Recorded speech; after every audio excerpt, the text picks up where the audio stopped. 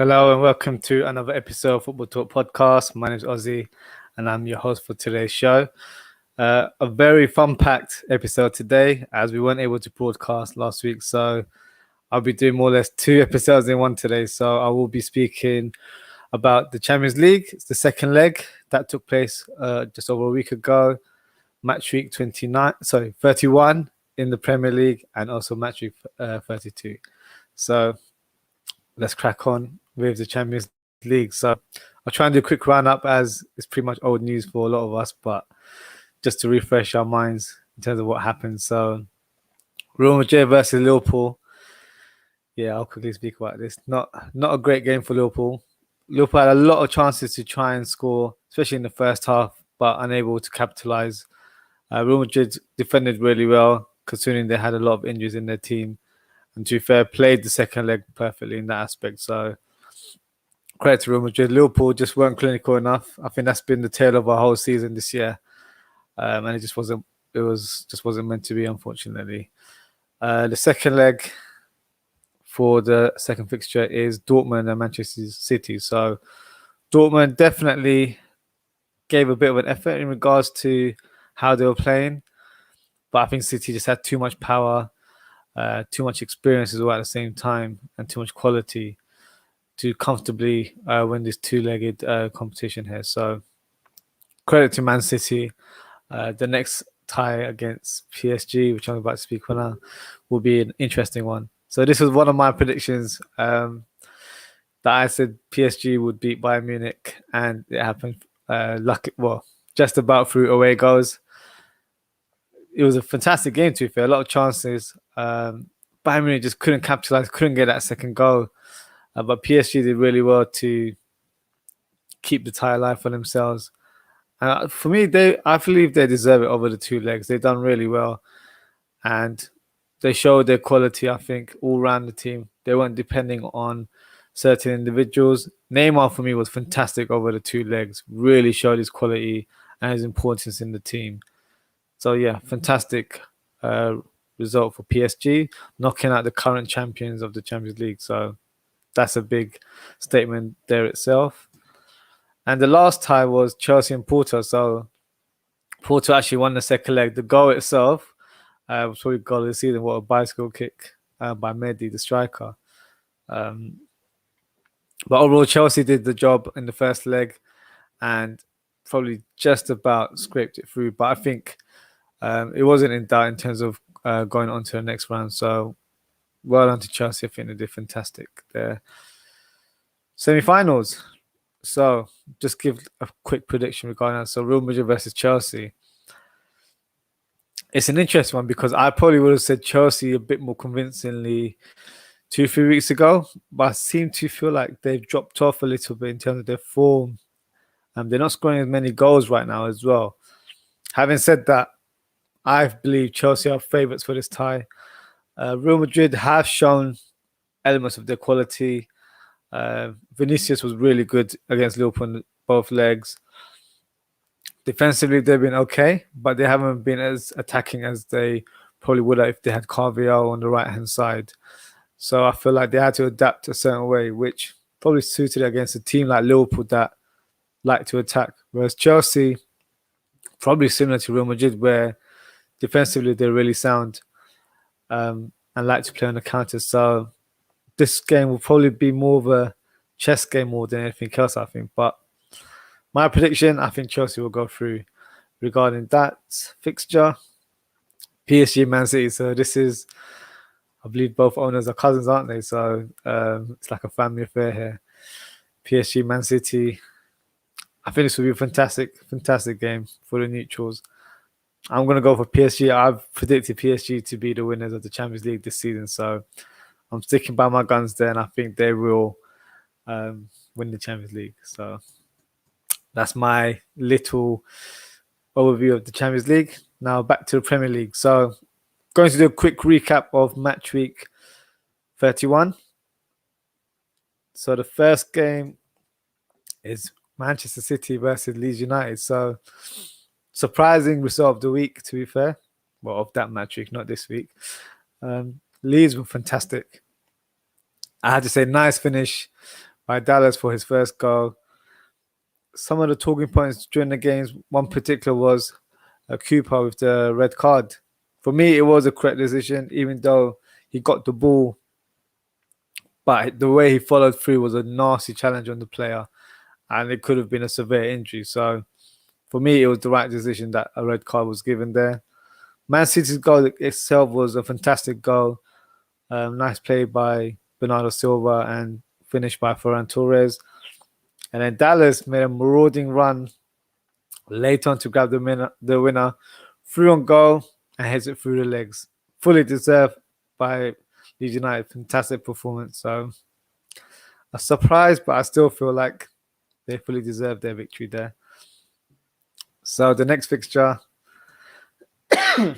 excuse me, Liverpool and Aston Villa. So not the best of starts for Liverpool there, considering in the first half, Watkins with a left foot finish.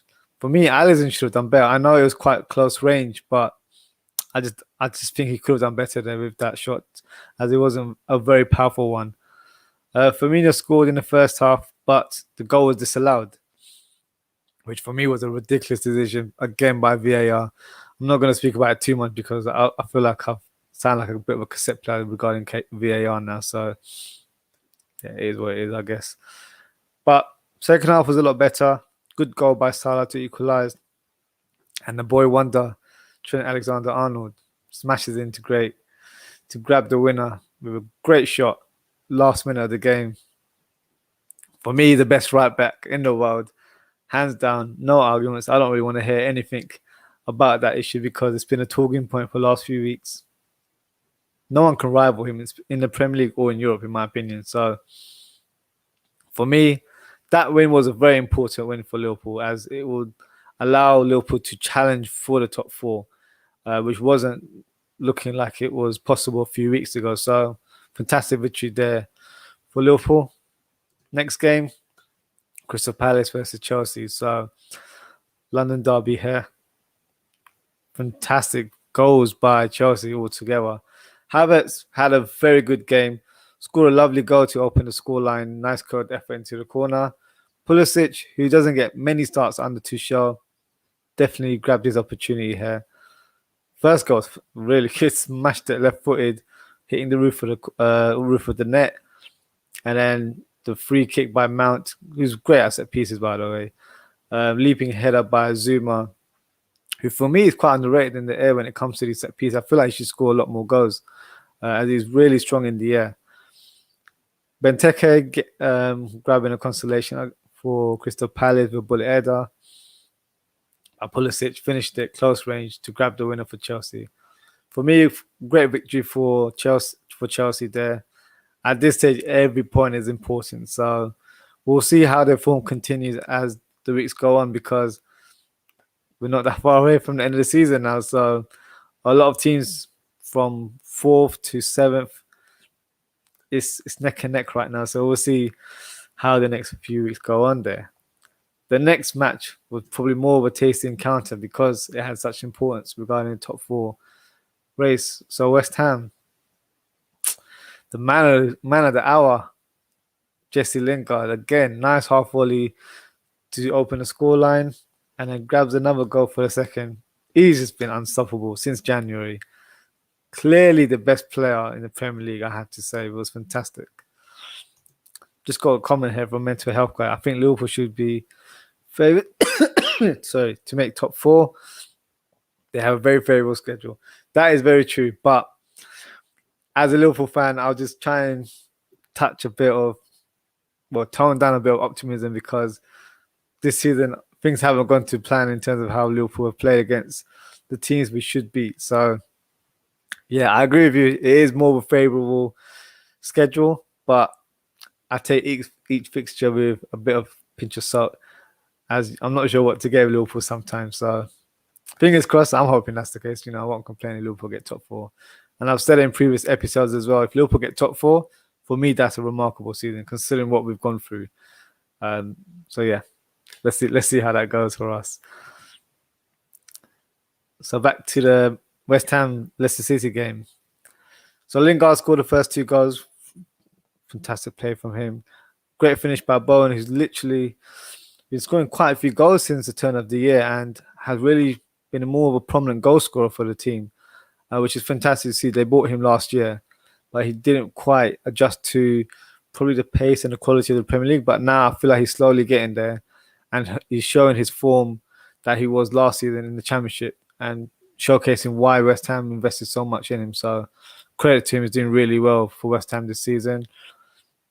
Unfortunately for West Ham, the first Leicester City goal was an error that was gifted to Iheanacho. He just smashed it top corner. He's been in great form as well, actually. Because I always feel like he was a bit part player for Leicester. But whenever he starts, I feel like he's kind of like Jesus in terms of Man City, where you know the quality is there, but I think he needs a run of games to show his form, and he's been doing that lately. So credit to him, especially with Vardy being in and out of the team through injury. It's good to have a striker like that can take care of the team or the mantle and score the goals for the team. So he scored a second goal in this game as well. Unfortunately, not enough to change the outcome of the game, but great win for West Ham. And I believe this would definitely help cement their place in the top four. But every week there's a bit of twists and turns right now. So, we'll see how that goes. One of the main fixtures of match week 31, Tottenham versus Manchester United. So I'm sure Manchester United were eyeing revenge when they saw this fixture list. If you thought about what happened not so long, a few months ago, when they lost 6-1. So Son gets the first goal with a simple finish from the left-hand side. Fred, don't know how he got there, but pops up in front of goal and scores from a few yards. Brilliant diving header by Cavani. Nice ripped cross by Greenwood. So Greenwood really impressed me in this game. Showing a lot of form now from the right-hand side. I know he seems to be more of a natural goal scorer, so he should be playing a bit more central, but I feel like at this stage, it's still great education for him to play on that right-hand side, as he'll be able to adapt. When eventually he does lead the line up front, he'll be able to attack through the channels, which is a great quality to have as a striker nowadays. So yeah, for me, this is great education for him that he continues to play in that position. Another great victory for the Red Devils. They're notching up points. It's safe to say second spot is safe. Third and fourth isn't for the rest of the teams, but I'm sure United fans would be relatively pleased with their position right now. So as I'm doing two match weeks, I'll quickly just show you my team of the week. So here it is. So I've gone with Johnston in goal, simply because West Brom kept a clean sheet. Zuma for the powerful headed goal he scored. Koffel had a great assist. Trent Alexander, for me, had a fantastic game for Liverpool and scored the winner. Dallas, 2 goals against the current leaders, has to be in the team. Lingard, another couple goals. Say Maximum, I think he was really impressive for Newcastle. Driving force for their victory over the weekend. So, yeah, he did fantastic. Pulisic on the score sheet a couple of times as well. Havertz had one of his more, I'll say better performance. I think the performance he had, against Crystal Palace was really good, but this was still a good performance. He had a lot of chances to score more goals. So I don't feel like he was as clinical as he could have been, but nevertheless had a great performance.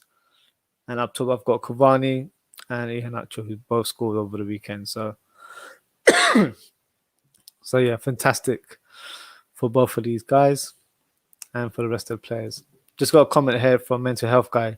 Rank these youngsters 1 to 4. Saka, Foden, Mount, and Greenwood. Oh, that's a good question. Okay. That is an interesting one. Let's go from the bottom to the top. I would say, this is so tough. Greenwood, even though I rate him really highly. I think Mount, I'd go for Saka, and I'd go for Foden. On the basis of, I think Foden, his potential is literally sky high.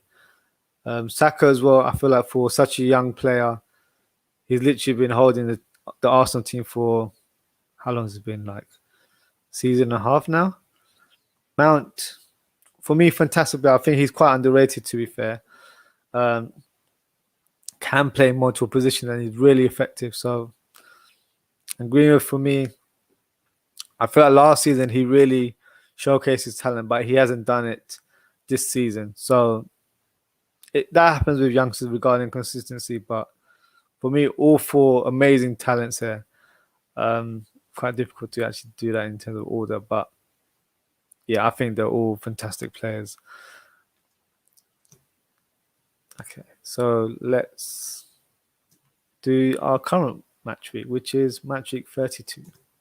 So the opening game was Everton and Tottenham. This match was full of goals. Exciting game it was. Two star players, which were Harry Kane and Sigurdsson. So they both scored 2 goals each. Harry Kane's goals were just fantastic. His first goal, left foot volley, perfection. Sigurdsson scored from the penalty, but I was really impressed with his second goal, left footed side finish. He's always had that quality in him, so not surprising to see. But another volley from Harry Kane. Tottenham fans might not like what I'm about to say, but if Spurs don't get top 4, Harry Kane has to leave. I just think it's too good for Tottenham right now. Like the way he's playing, he's in scintillating form. He should be playing for a top team, teams that's challenging honours. I know you guys have a cup final coming up, so you might well win some silverware. So my statement might not be valid regarding that, but I think for a player of his quality, he should be playing Champions League every season. He should be challenging for league titles. For me, he's definitely one of the best strikers in world football, alongside Lewandowski, Benzema. I'll put him in that kind of bracket. And for me, I think to further his career, I think it would be the right time as well, as I feel like he's served Tottenham for a number of years now. Tottenham fans, let me know how you feel, because I'm sure there's a split regarding that opinion, because I have heard Tottenham fans saying that he should leave to prosper his own career, and some would, maybe a bit of a selfish point of view, saying no, he needs to stay at Tottenham. So let me know what you think. But yeah, for me, he's just fantastic, world class, and I feel like he should be playing at a higher level right now. So the next game, Newcastle and West Ham. So I think for West Ham right now, defense isn't really their key trait, because they've been conceding so many goals. The last match week was a 3-2 scoreline, which they won, but unfortunately for this match week, it wasn't. So great run by Saint-Maximin. Keeper saves a shot, but unfortunately Diop bizarrely, I don't know, got it stuck underneath his foot, hits it back into goal. Yeah, just one of those bizarre on goals that you see, to be fair. So we've got a comment from Mental Health Guy. Should Man City go all in on Kane instead of Haaland? That is a very good question. I think in my last few episodes, not to put that energy in the universe, but I feel like Man City will go for Harry Kane in the summer. I just think it should happen. I think he deserves to be playing for a team like Man City. Now, the interesting thing is Haaland, because obviously his father used to play for Man City. He grew up in Leeds, but around that sort of area. So he's got affiliation there. It's an interesting one, to be fair, if I'm honest with you. I think Harry Kane would probably cost a lot more to sign, because let's not forget who the chairman of Tottenham is. Daniel Levy. He's one of the toughest guys to negotiate with. So if you're trying to buy Harry Kane, best believe it's it's like at least 100 million, 150, 200 million transfer fee. I'm not even joking. It would literally go to that level. Wages, that's another topic, I guess, because obviously that level of players will, demand high wages there. But I don't know. It's a tricky one. I would go for Haaland if I was Man City personally, but you can't knock Harry Kane. Because he's got the end product now. He's not learning. He's pretty much polished in every area. So if you want someone that's ready made to replace Sergio Aguero, Kane's the guy. Now I know Guardiola has come and said in public that we don't have the finances to buy that level of striker, but I don't believe that. Man City have spent close to 900 odd million since Pep's been there, almost £1 billion there. So you can't tell me that's not going to continue as time goes on. So yeah, I would go for Haaland, but that's just based on the potential there and the quality of the player. But let's not forget who his agent is as well, and the relationship that he has with Pep Guardiola. It's a difficult one. So, but if we're just talking about players, flip a coin. Literally, you're gonna end up with a top striker. But I would probably go for Haaland just because younger prospect. I think he's just got so much potential that he can surpass the likes of Kane in terms of goal scoring records in the future. At such a young age, he's breaking all sorts of records. So that would be my personal choice there. Okay. So back to the Newcastle and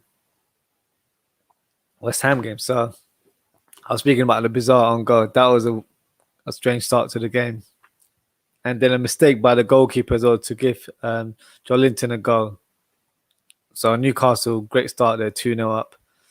Diop makes amends for his error by scoring a goal at the other end. Penalty for Lingard, scores from the spot. And then Ritchie on the left-hand side produces a great cross for Willock, who scores with a header to grab the winner there. Very, very important victory for Newcastle. Excuse me, who have really climbed up the table in recent weeks. So they're currently 15th.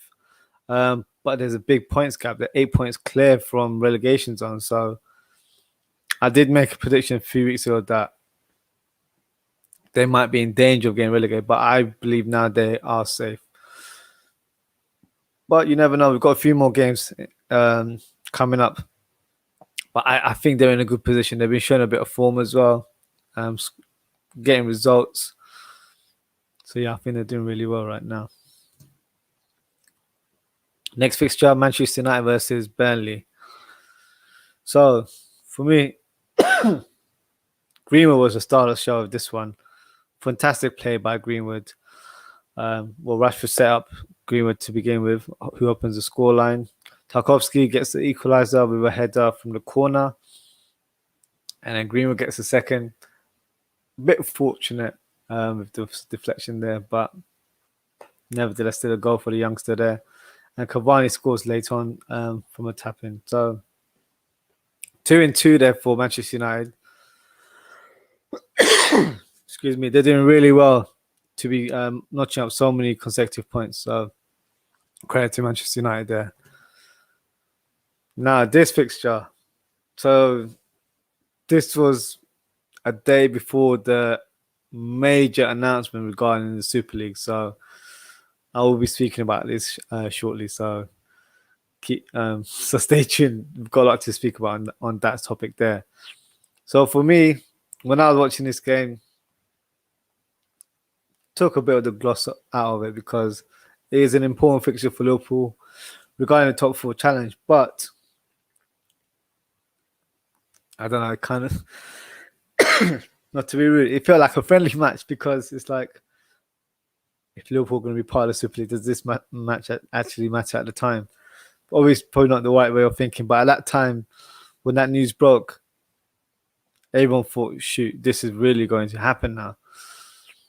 But let's get back to the game. So Liverpool started really well. A lovely through ball by Jota to Trent, who squares it to Mane, who scores an open goal. Thank God they didn't miss that because he's not been in great form recently. But Leeds equalised with a powerful header from Llorente. So for me personally, this is a lost opportunity for Liverpool to really capitalise and challenge for the top 4 spot. But like I kind of mentioned, I think the announcement regarding the Super League took the importance out of the game. Not saying that's an excuse why Liverpool didn't win, but for me, I don't know, just didn't feel like as important of a fixture as it should have been. So credit to Leeds United, who were fantastic and showed really good form for this game. Next fixture, Tottenham and Southampton. So before this fixture, it was announced that Jose Mourinho was sacked as manager. Yeah, I'm not sure what to make of that, to be fair. It was complete surprise. Obviously, the Super League announcement on the Sunday, and then you've had this breaking news as well.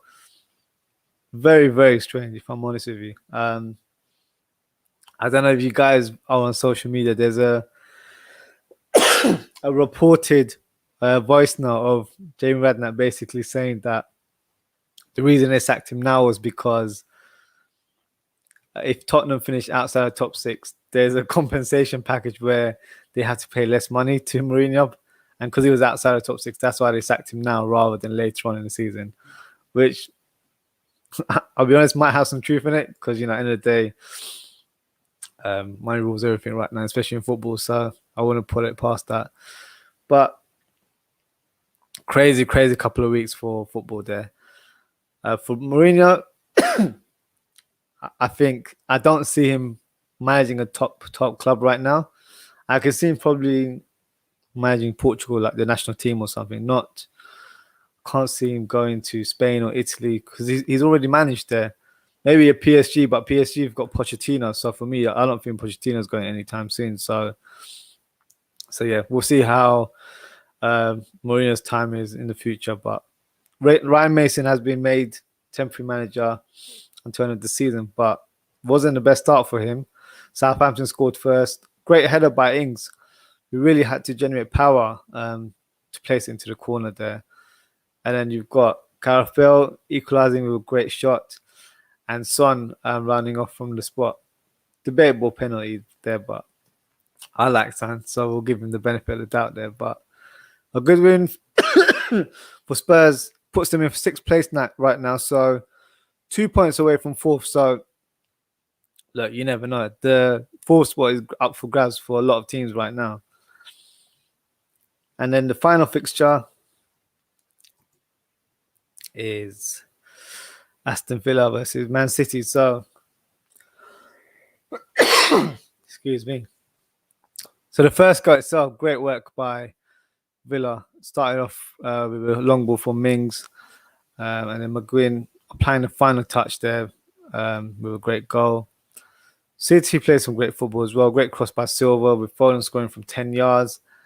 And then Bernardo Silva again to Rodri, who scores the final goal for Man City to claim the win there.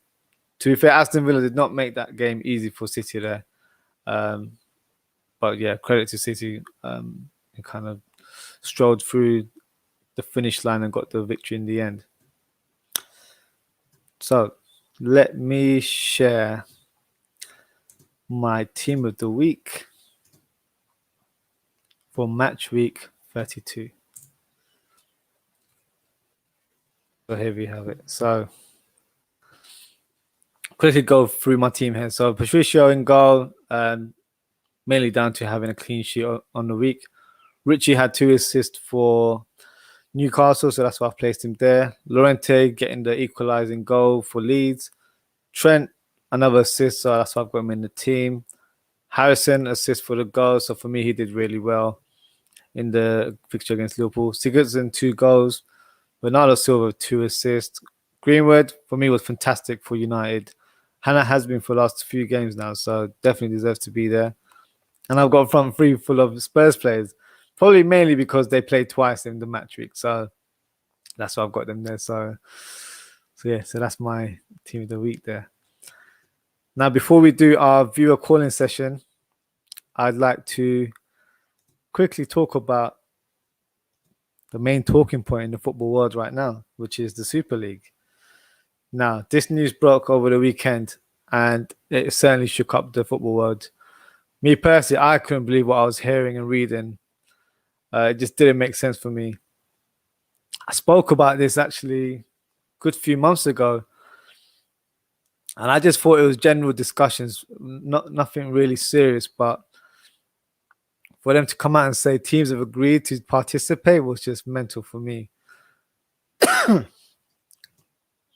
And then to make it worse, we had Liverpool owners and Manchester United owners who were basically taking charge of this whole proposal. So as a Liverpool fan, that's not what I like to hear. It's quite embarrassing that the owners have done this without really thinking about the fans, thinking about the sport in general, to be fair. So my thoughts on the whole thing is just utter madness in terms of what happened. But I do want to say a couple of things about it. So Sky have been quite vocal in terms of, how unethical the proposal was. But let's not forget, Sky were the broadcasting team or channel that took away football from Threshold TV. So that's BBC One, ITV. So that's quite hypocritical on their part as well to, look at the guys who came up with the Super League idea as being greedy and all of that, because it's the same for Sky right now. And look at us fans right now. We're paying for Sky Sports, BT Sports, so many channels right now to watch football. Whereas in the late 80s or early 90s, you'd be able to watch most games for free. Even when it comes to merchandise, you could go to a game and pay £10 to watch a game. Now you're paying £100 to go and visit a game. Even simple things like buying a t-shirt. Kits used to cost 20, 30 quid. Now they're like £100. So the times have changed. Unfortunately, it's because of powerful people that have taken charge of the game, the leagues, and the broadcasting rights as well at the same time. So I remember reading Real Madrid's Florentino Perez saying that we're trying to appeal to 16 to 24-year-olds and trying to get them back into football. Obviously, that age bracket is where, you're socializing quite a lot. But what you have to look at is football easily accessible to these fans? And when I say easily accessible, is it affordable? So, like I mentioned, all of these channels that you're paying for to watch football, can a 16-year-old really pay £100 a month to watch football? No. Can they pay £100 a ticket per game? No. So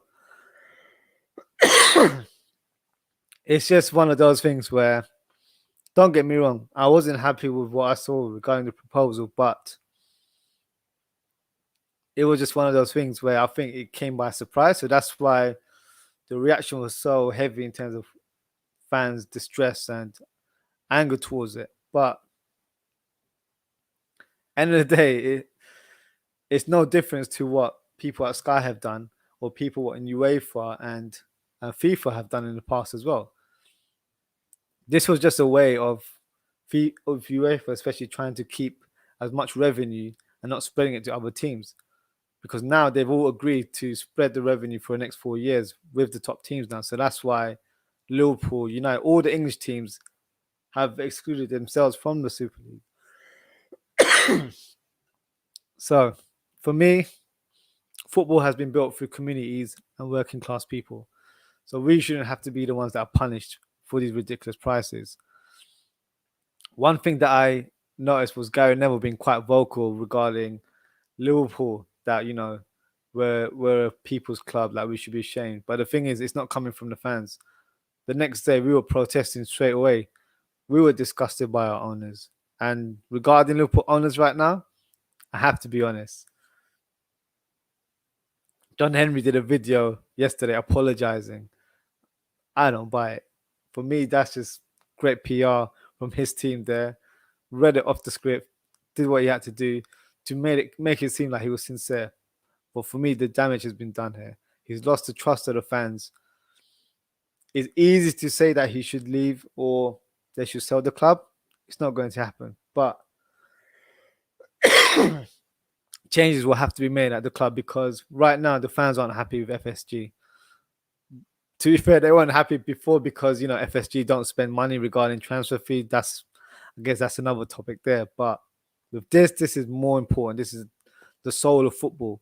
They were trying to take the integrity of football away. So for me, it was just crazy few days. But I'm glad that it's kind of been dismissed from English teams' perspective. I know there's 3-4 teams that are still going ahead with it. I think Perez said that he's going to explain the purpose of it or why it's such a great idea. So he's still banging on about it. But for me, the damage has been done. I will say this. It's good to see the fans protesting. But I'll be honest, the protest didn't help this whole decision where teams excluded themselves. It was the people that were powerful. The Sky, the BT Sports, all of these guys came together and made this happen. It's not the fans, unfortunately. I'd love to say it was our voices that were heard, but it's not. So for me, it's quite clear. The world is evolved through greed, money and power, and football is no different. So if the Super League was going to happen, it was going to happen. But for me, what we're currently watching right now is being made to generate as much revenue as possible. Otherwise, we'd be able to get cheaper tickets, or we'd be able to watch football on TV without paying too much money.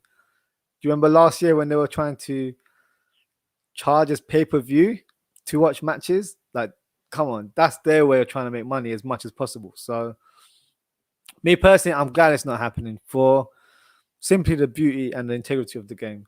Teams like West Ham and Leicester, who have had great seasons so far, their success would have been put to one side if it was under this format. So, look, it's one of those things. I'd love to hear what you guys think.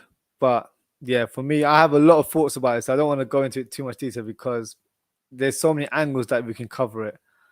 But what I would like to say, one final thing, is that the way people felt so angry about this whole proposal, why do we not have the same energy for when it comes to racism? I know this is an issue that people just like to brush underneath the rug. But at the end of the day, players like Kamara are getting racially abused. He gets a 3-match ban. And the other fella, God knows what his name is, gets 10-match ban. That's it, 10 match. There should be severe punishment. The clubs should be punished. Financially, doesn't even matter to me. I think they should be excluded from competitions. That will hurt their revenue there. That will hurt the pride of the team and the pride of the club. It's a shame. Obviously, it's nice to see people were trying to make their voices heard, but I feel like it could have been done in a better way. And I feel like let's keep the same energy for more important things, which is racism, because it's getting ridiculous now in terms of online abuse. Players still getting racially abused on the pitch. So for me, that needs to be something that needs to be tackled with a bit more passion, a bit more aggression, especially coming from UEFA and FIFA. But yeah, it is what it is, I guess. But yeah, crazy week of football. So now we can go into our viewer calling session here. So let me just add our first caller. It seems to be a familiar face. How's it going, Sid? Hello. How are Mate? you? I'm okay. How are you? Yeah, I'm good, thank you. What would you like to say? The floor is yours. It's obviously touching upon the whole Super League debacle, farce, everything about it was just screaming. How do I say it? It was organized chaos, shall we say? Yeah. From the offset, I mean, this was always in talks, and there was always discussions that potentially this could come about.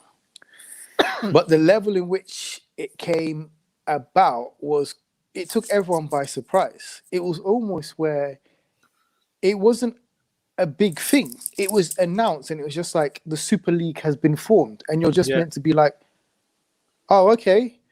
pass me the salt and pepper, please. Do you see what I'm saying? And we're just going to carry on like nothing monumental had just happened.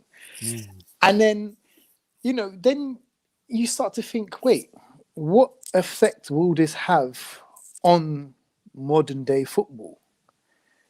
And I didn't really, take heed of the situation until I think a few hours later. But then you saw all the like ramifications that would potentially come from it. We're talking financially. We're talking about the way the whole concept of football will change forever. Like you said, you dream to have the right to be in a Champions League. Yeah. As a player, you want to play for the top clubs, not only because they're, in the Champions League, but because, you've worked hard to get there. And that status has been built on the fact that, those clubs have built up their reputations, and all of that. And there's been occasions where Newcastle were in the Champions League, Leeds have been in Champions League, Leicester have been in Champions League. So it screams, you're going to take all of this away because the big wigs, essentially the financial, money power, the money, the ones with the most, have literally said, you know what, let's just break away and then do our thing. We'll worry about the others later.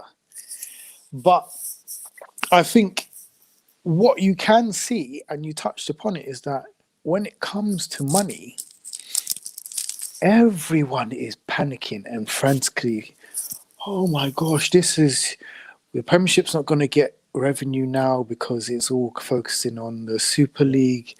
The new Super Leagues are the ones that's going to be able to buy the top players because they're now splitting 4.3 billion between, 15 clubs, whatever it was. I think they were each going to get 3.4, Each. I think so, yeah. Okay, well, that was the entry money. Like if you join the Super League, that's how much you'd get. It just screams fast. So you're telling me United, already one of the most richest clubs in the world, will now have an additional X amount of billions each year. Who's to stop them from getting Sancho, Haaland, Varane, Donnarumma in goal if they wanted to now? Do you see what I'm saying? And it's just the whole level playing field went out the window. And you're right. I commend the fans for protesting, but for what though? Do you see what I'm saying? Because you don't hold any power of significance. The knock-on effect was the top CEOs then had to, like Woodward. He got he resigned. There's pressure on your owners. Nobody can say anything about Chelsea because obviously you don't want to get in trouble, isn't it? But it was one of those things where protests are good for the common good, but you're tiny. The people are tiny because they don't hold much significance or power. So you're right. It was the Skies, it was the BTs where they knew that the knock-on effects would not only affect football, but their revenue as well. And, when you look at it, I think Gary Neville was the most vocal and all of that. But even him, who is he? Who is he? Because now the only reason, this was an issue is because I think the football clubs realised that if they boycott the clubs, nobody's going to buy the merchandise. Nobody's going to, next season with the introduction of being able to go back to the stadium. Who's going to go to the stadium? Yeah. They didn't even let United train today because there was fans. I'll send you a link, but there was fans outside the training complex where they said that you're not training, you don't have a say in who, if you play or not. We do. And it took for Ole Solskjaer, Darren Fletcher, Matic and Carrick to come and how do I say, relax them and get them to move away. But Yeah. you're right. Where's the same energy with racism? You know, and it just makes you think, if the same energy was given, racism would not be in the game. A lot of things would have been resolved if that same energy was kept up for certain issues like that, especially because, don't get me wrong, like you said, it was nice to see people getting their voices heard or expressing their views and stuff like that. But we both know when it comes to protesting, it's just that it doesn't. I know this might sound rude, but it doesn't influence anything when it comes to decision making at the higher power. That's just my opinion. Yeah. For me, it was like you said, the Skies, the BTs, they're the ones that pulled the plug on this. They're the ones that said that, especially UEFA. Like, I think some of the I know some of the terms were like, you can't sign players outside of that 12 teams. Like, they were trying to make conditions like that. If you are joining the Super League, you can't sign players outside of that 12 teams. So if you wanted to sign a Bayern Munich player, you can't do it. You want to sign a Dortmund player, you can't do it. You want to sign Mbappe, you can't do it. Okay. Because PSG refused, and so did the German team. So they were trying to make these conditions, so it kind of scared those teams that did actually join. And then also international football, they would no longer play for Euros or the World Cup. And then even the Premier League was saying that the English teams might be kicked out, so the top 6. So these were the threats that I think that they tried to do, which probably worked to some shape or form. But I feel like people think it's the fans that kind of switched it up. And that's the reason why it turned. But trust me, it's bigger than all of us. It's 100% bigger. And you hit the nail on the head. Like, the fans was just a small percentage, 0.00000 effect. And the thing is that the fans can carry on protesting outside their respective clubs even now. It doesn't count for nothing, because at the end of the day, I think is it John Henry? Yeah, he came out and made a statement. The backlash that's coming from that, United made a statement on their official Twitter where they said, we've decided to back out. We're not going to carry on in the Super League. I thought, what kind of nonsense is this? Because at the end of the day, we had a similar statement. So we had a statement come out 2 days ago. No, I'll send it to you later. Literally, it was nothing to apologize. It was just that we have decided to withdraw from the Super League proposal. And it was a short sentence like that. So that added an uproar within the Liverpool fans. Like, what the hell? Like, not even apologetic about it whatsoever. So that's why that led to John Henry doing a sort of video announcement the next day. But you could have trumpets playing in the background. You could tell that was just premeditated, staged. Like, it was nothing coming from the actual man. Like, if you had a bit of integrity, if you understood the sport, that's not the right proposal to do. And the way it was done, it was kind of like you said, it's like, bam, it's there in your face. Like, there was no integrity. I don't feel like from what I gathered, Klopp and the players didn't know. They found out the same day we found out. People in the club actually didn't know what was going on, so it's mad. But the thing is that I respect the managers that took a stand. Yeah. Because not only was they taking a stand, but it was actually threatening their livelihood. Yeah. And it's the admiration for that, because it was for the greater good. But, I don't know what this Super League, what did Perez and all the bigwigs think would come of it? Apart from the financial gain, was it really where they was making a stand against, because some people are saying that they was doing it because they was making a stand against the new Champions League format. They wasn't happy with that. Yeah. And to an extent, I can see why you would do something as radical as that, but I don't think they actually thought what good will come of it, Yeah. because your club, my club, nobody's going to take them seriously now.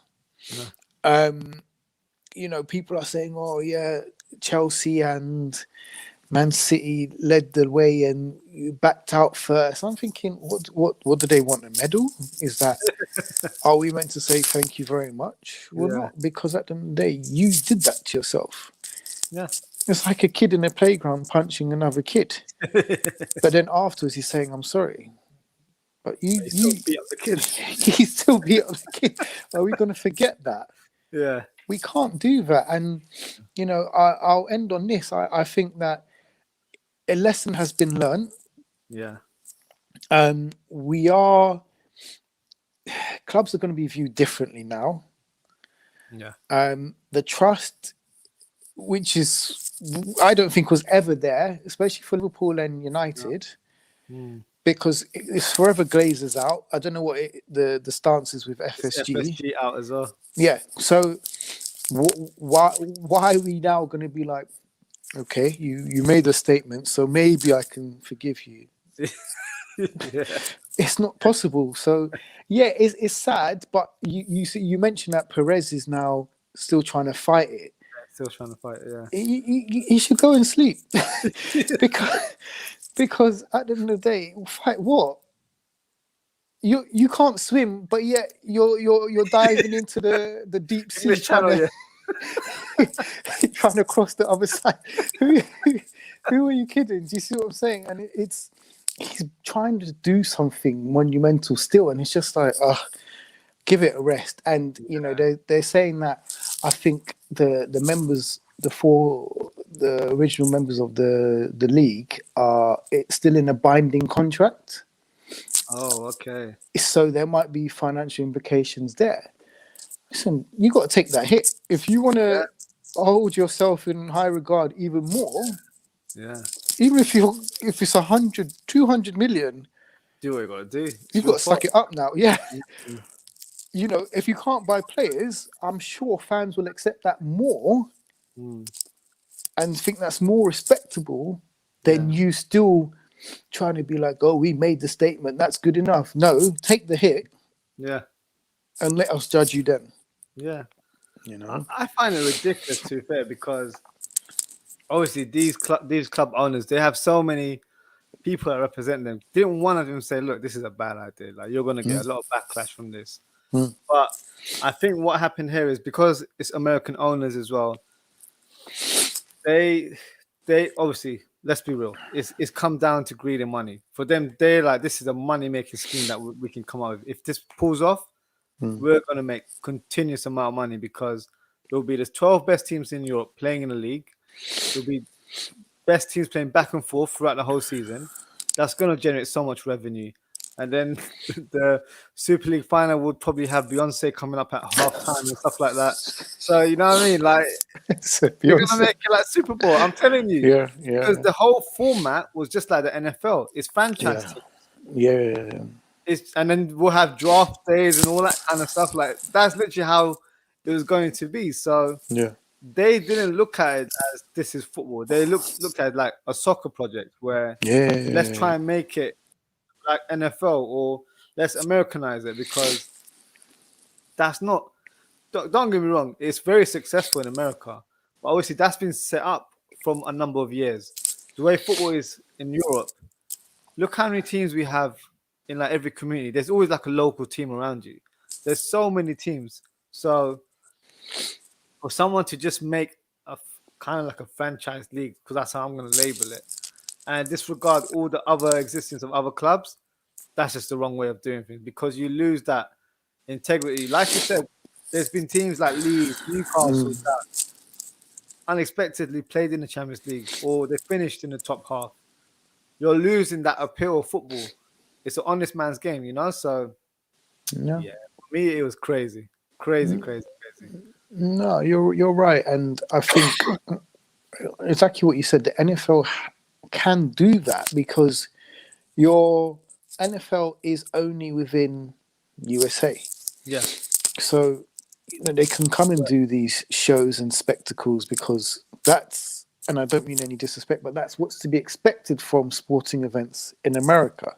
Yeah. But when you have governing bodies like UEFA that oversees Everything. everything, you then can't have German behaviours and then try to influence Scottish FA, Yeah. who then try to have a say in English FA. Do you see what I'm saying? It's not possible. There's too many factors within that UEFA. Do you see what I'm saying? To have that universal approach. So Yeah. that's why it's difficult. So now, yeah, I think, look, like I said, it's good that it's ended, and football has, I shouldn't even say been saved, because it shouldn't have been an issue in the first place, but No.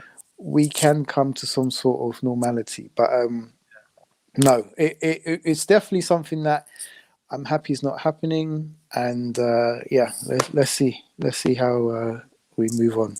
Can I ask you a question? Yeah. How do you feel about Woodward resigning? How do I feel? Should I think have happened a long time ago. yes, yes. There's so many things that annoys me about the situation, Yeah. because there's so many stories that are coming out. Sorry. Let's see. Sorry. They said that he's resigning because, one, he was due to leave at the end of 2021 anyway. Okay. Okay. And then two, he resigned because he wasn't happy with the whole Super League. Apparently, he was one of the guys that was involved. So say that again for people at the back. He was one of the guys that spearheaded or actually advised to those owners of what to do with the Super League. Like Listen, he had a hand in what was going on. let me tell you something. He's Ian Bill. He's that guy from Recess. Do you remember that guy who come with his notepad and just take down everything? And Yeah. you know, you won't know he's there, but he's the one that's driving it. And that's what Woodward was. And I think that not upsets me, but annoys me the most, because even in that, you're not gracious with it. No. You're trying to find the positives in your resignation. You're trying to get people on side. And it's just, for me, this is 2 years too late. Even more, 5 years maybe, because you've hampered the club so much. Yeah. And two, I feel that it's a cop out. It's a massive cop out. And, Yeah. you know, he's going to escape into the sunset with his big, you know, paycheck and X amount of millions that he's made from United. He can go elsewhere. He's big in commercial. Yeah. You know, he can go to a major organization and leave their commercial divisions and all of that. He doesn't really care. Yeah. His legacy is there. People know what he brings to the table. But back to your original question, am I happy? I'm over the moon, because he was poisonous. He was that thorn in the club where we was trying to constantly pick him out, and hopefully, you know, the roses will come. But it just wasn't there, you know. So now he did a good thing by implementing the whole director of football and technical director and all of that stuff, which is great. But again, when you're still there, as in Woodward, they're just your puppets. You got to remember that John Murtough, he's Woodward's friend. So is it really his say, or is it Woodward saying, you're there, but I'm the captain now? Do you see what I'm saying? That so there was a lot of question marks even for that. But I think it's only positive on that front. But now United still have to try and paper over the cracks with the whole Super League anyway. So this situation for the club is very bad at the moment, and I'll be honest with you. And the effects we don't know yet, but it's going to damage the club in some way or form. Do you want to see the owners leave? Because that's the stance that Liverpool fans. We want the owners to go. Like, there's no coming back to what they've done, and it's very, very difficult to try and regain that faith with the fans again. Yeah, I mean, it's probably similar to you. It's why, how can you have them there? Mm. It's like, you're in a marriage and your partner's cheated on you. I Yeah. mean, there will be the small, percentage that will be happy to stay, but then the majority will think, no, you've done wrong, so you need to pay for what you've Mm. done. Please go, and United won't be short of suitors. That's not a Yeah. problem. But now, if the Glazers are to go, it's about finding the right Right. fit Mm. for the club, not just who offers the most money. Yeah. There was a joke that Conor McGregor said that he wanted to buy a club. Strangely, someone like that, if he had a consortium backing him, Mm. he would do a better job than the Glazers. And that's not me trying to make headlines, but you got to Yeah. think he's a diehard United fan. Mm. So he would want them to be back where they used to be. Mm. As far-fetched as it sounds, you need someone who supports the club. I mean, look Yeah. at the richest man in Africa, who was trying to buy Arsenal, Yeah. but he's an Arsenal fan. Mm. So only good's going to come of that. Yeah. And selling it to the highest bidder is not the best thing. Yeah. But how do you feel about Liverpool? Would you?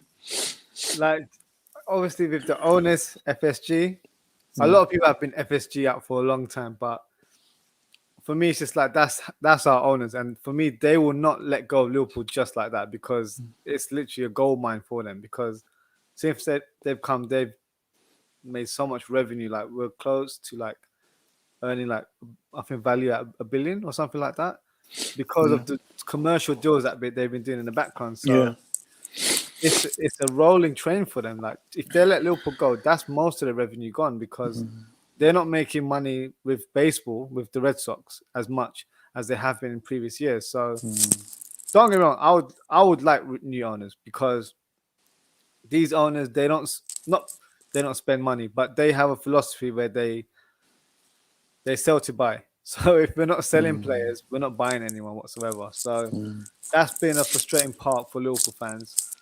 But at the same time, in this climate as well, you can't expect your owners to go and buy a Haaland or Mbappe because that's been a talk all year with Liverpool fans. Like, oh, we want these type of players. Look, as much as I love these players, it's not happening. These players are like earning like astronomical wages. Mbappe gets about 300k a week already. a week. A week. So if he was to move clubs, he'll be earning at least 400-500k. Haaland probably gets 100 right now, but he'd probably earn double that if he goes somewhere else. So for me, it's finding the right owners, like you said, because I think some fans are like FSG don't spend money, so that's why we want new owners. And then this whole Super League thing is like, oh, things aren't being done ethically, but they want rich Arab owners who might not be doing business ethically there, but they got the money, so they can buy the players. So do you get the hypocrisy there? Like fans just want people to spend money and just buy the best players, like it's FIFA, literally. So Yeah. for me, it has to be the right owners who actually have the club's interests at heart and actually have a passion for the club. So when they want to invest money into the club, it's with passion. It's not for money making or merchandising or anything like that. But we both know that's not how football is, unfortunately, nowadays, because it's a business end of the day. So that's how models are. It's all to generate money. So Yeah. as much as we love a fan or a owner that is a fan of the club to take over, it's not always the right way of doing things because it doesn't always pan out the way it should do, I No, guess. it's true. It's So true. yeah. It's true. But it'll be interesting times, and I'm sorry to say this, but I'm actually excited to see what comes of this. And not many people can say they're excited, but I'm even if You're bad. intrigued. Yeah, exactly. That's probably a better choice of words. I'm intrigued to see what happens. So let's see, man. Let's see. Yeah. But So are you no, still all it in? All it yeah, out? yeah, I'm definitely all in. No, I'm in. Last time we spoke, you're all out. A lot of change, my friend. A lot of change. It's a lot of change. No, but we need that stability. So he's not the greatest manager, let's not lie. But, maybe if we do give him that blank checkbook, if possible, and he makes the right purchases, then, that's where I can judge him.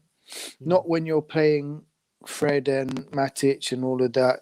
Do you see what I'm saying? If he had the right players, then I would be inclined to say whether he's good or not. Do you see what I'm saying? But at the moment, he's doing well with what he's got, so I will let him off for now, shall we say. Fair enough. Do you not have a shirt with Fred on the back? You know you do. And on that note, my friend, I should say thank you very much for having me. And yes, and we shall speak soon. Yeah. Yeah, we'll definitely catch up next month because we've only got a few weeks left of the season now. So okay, the next video recording session will probably be towards the end of the season. So we'll see who's in the top 4, who's relegated. So there'll be a lot more to talk about then. So okay, pleasure. Thank you for having me. No problem. Thanks for coming on and speak to you soon. All right, take care. Thank you. Bye. So that was Sid there. So just before we wrap up, I'll just do a preview of match week 33. So this is the big one. West Ham versus Chelsea. 2 top 4 contenders right here. 2 teams that are in good form as well. To make a prediction, I think it's a draw. I think Chelsea have dipped in form a little bit.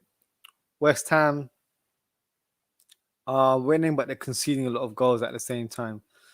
So I think if I was to go with a scoreline, I'd say it's 2-2. That would be my prediction there. Another important fixture regarding the top 4 is Liverpool versus Newcastle. So Newcastle have picked up form as well. Liverpool have done well, apart from the draw that encountered a few days ago against Leeds United. But I think we might just edge this. I was thinking it might be a draw, but I think 2-1 might be the scoreline. Simply because I think Newcastle's defense isn't the strongest. They've been conceding a number of goals as well. And I feel like because we made that lost opportunity there, it might be a way of trying to cement one more challenge, because I feel like this will probably be our chance to try and overtake a lot of teams, especially West Ham playing Chelsea. Now, if any of those teams were to drop points, that will literally go to Liverpool's favour. So I'm split here. I think it's either a draw or Liverpool will sneak in. So I'll probably just go with Liverpool sneaking in with a win there. Just got a comment here from Mental Health Guy. Any chance that if PSG can keep Mbappe? I wouldn't rule it out, to be honest with you.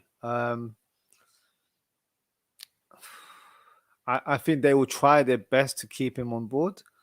It'll probably come down to the teams that are trying to approach Mbappe right now. If it's meeting his needs in terms of financially, and the project, is it appealing to him? So the 2 teams that have been constantly linked with Mbappe are Liverpool and Real Madrid. I think in terms of the project, it would appeal to him to join Liverpool. But financially, I don't think Liverpool will break the bank to get him. Now, I've always heard stories that Nike will help with the transfer fee, or to cover the wages as well, to try and take the chunk out of the responsibilities regarding that deal there. Which is fair, I guess. But also, the current shoes that he wears is a collab with LeBron, LeBron is also a stakeholder at Liverpool. So there's always like little connections here and there that, Mbappe might be coming to Liverpool. It's very, very unlikely it'll happen. I just don't see Liverpool breaking their wage structure. The highest earners at the club, I believe, is Salah and Van Dijk, who earn, I think, 200k a week. So around that kind of bracket, I don't know exactly. I'm not really watching how much someone earns.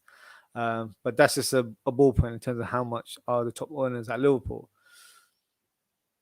So I don't think he would come to Liverpool only based on financially. I don't think we could meet his expectations.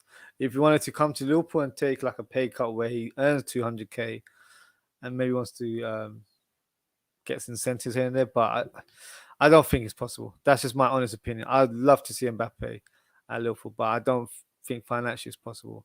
Real Madrid, on the other hand, would have been a team that he would have gone to because he grew up as a big Cristiano Ronaldo fan, and at the time he was playing for Real Madrid, so he has that kind of connection with the club based on supporting his favorite player there. But financially, they're not stable right now. It would be a different thing if the Spanish government intervened and helped contribute regarding the transfer fee and the whole negotiation in the deal there. So it's a tricky one. I could see him staying, but I don't think he actually wants to stay. I think he does want to leave and have a new challenge because he broke into the Monaco team when he was about 16, 17. He's 21, 22 now. So he's been there for relatively quite a few years now, especially at PSG. So maybe he feel like he's reached his maximum there. Whereas you've got Neymar, who's not close to the end of his career, but he's at the prime of his career right now. And he'd happily stay at PSG. I think he's on the verge of signing a new contract anyway. So to answer your question, there is a chance, but I would say it's a slim chance. Who knows? Let's just see how the summer pans out because the pandemic has definitely hit all the clubs financially. I don't expect to see big deals where it's in those kind of figures like the 100 million, 150, close to 200 figures. I don't see those figures happening at all. So it'll be very interesting to see how that pans out. But yeah, stay tuned. I'm sure there'll be a lot of rumors circulating as time goes on, as we're approaching close to the end of the season now. So who knows? We'll see. So that wraps us for today. So thank you for tuning in, guys. Please don't forget to like and subscribe to our channel. Our next episode will be next Thursday. So match week 33 will be taking place over the next few days, but then we've got the semi-finals of the Champions League taking place on Tuesday and Wednesday. So therefore, I thought it'd be better that we do our episode on Thursday where I can cover both the Champions League and Premier League in the same episode. So yeah, so please make sure to tune in. I'm sure there'll be some interesting news regarding the fixtures and the semi-finals, as there's some cracking games lined up. So exciting for all of us football fans here. But yeah, thank you for tuning in as always. And we shall see you guys very soon. Take care.